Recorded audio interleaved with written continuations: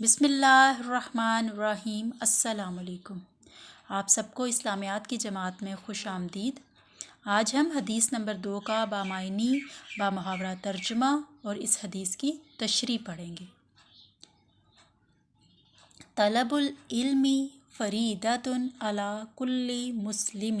ترجمہ: علم حاصل کرنا ہر مسلمان مرد و عورت پر فرض ہے۔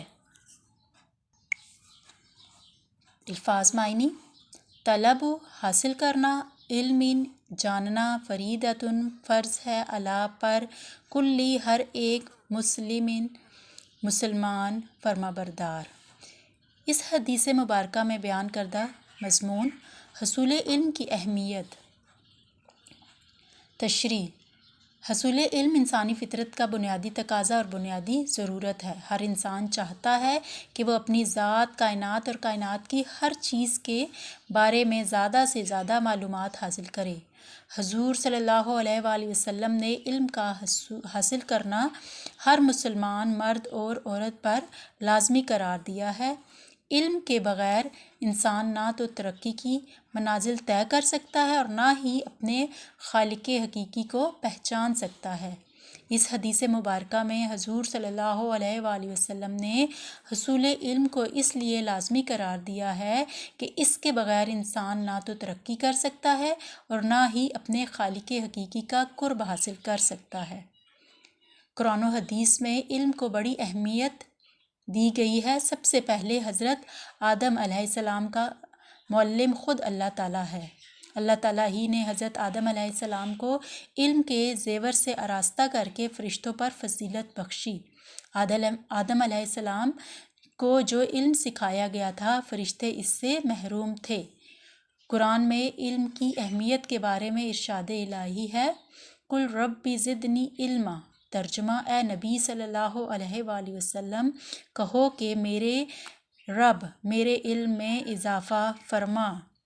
قرآن میں ایک اور جگہ ارشاد الہی ہے: قل هل يستوي الذین یعلمون والذین لا یعلمون۔ ترجمہ: ان لوگوں سے کہہ دیجئے کہ کیا جاننے والے اور نہ جاننے والے برابر ہو سکتے ہیں؟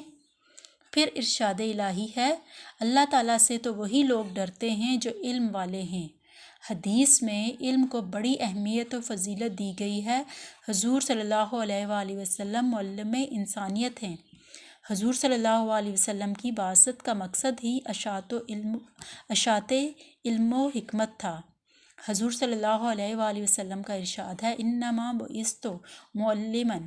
ترجمہ: مجھے معلم بنا کر بھیجا گیا ہے۔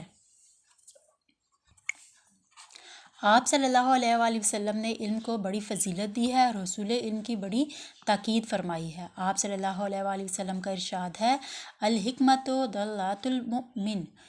ترجمہ: حکمت و دانائی مومن کی گمشدہ چیز ہے۔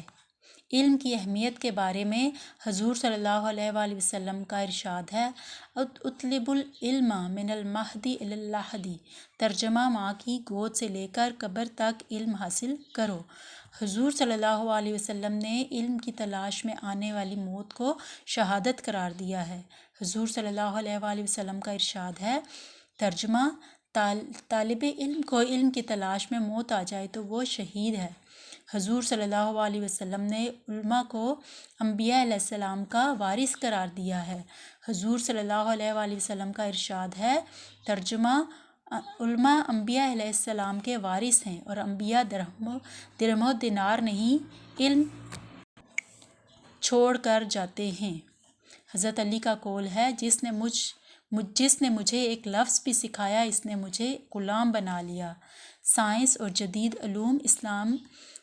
جدید علوم کا مخالف نہیں، یہ حقیقت روز روشن کی طرح عیاں ہے کہ اسلام ہی نے سائنس اور جدید علوم کی راہیں کھولیں۔ قرآنی تعلیمات اور حضور صلی اللہ علیہ وسلم کے ارشادات سے یہ بات واضح ہو گئی ہے کہ مسلمان کو صرف دینی تعلیم ہی نہیں بلکہ سائنس اور جدید علوم بھی سیکھنے چاہئیں۔ اسلام دشمن قوتوں پر غلبہ پانے کے لیے دینی تعلیم کے ساتھ ساتھ سائنس اور جدید ٹیکنالوجی میں مہارت حاصل کرنا بھی ضروری ہے۔ البتہ دینی علوم کو عام علوم پر ترجیح دینی چاہیے، کیونکہ دینی تعلیم کے حصول کے بغیر ہم نہ تو اپنی دنیا سنوار سکتے ہیں اور نہ آخرت۔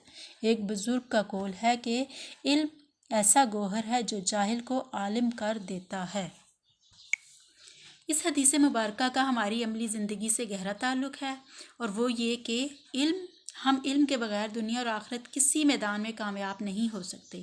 لہٰذا ہمیں چاہیے کہ دنیا اور آخرت میں کامیابی اور بہتری کے لیے علم ضرور حاصل کریں۔ لہٰذا مسلمان نوجوانوں کو مساجد اور اسلامی مراکز میں قائم علمی حلقوں کا رخ کرنا چاہیے اور حفظ قرآن مجید اور کتب دینیہ کے مطالعہ میں اپنی سرگرمیاں سر انجام دینا چاہیے۔ اس حدیث مبارکہ کا آپ نے ترجمہ تشریح اپنی کاپی پر خوش خطی سے لکھنی ہے۔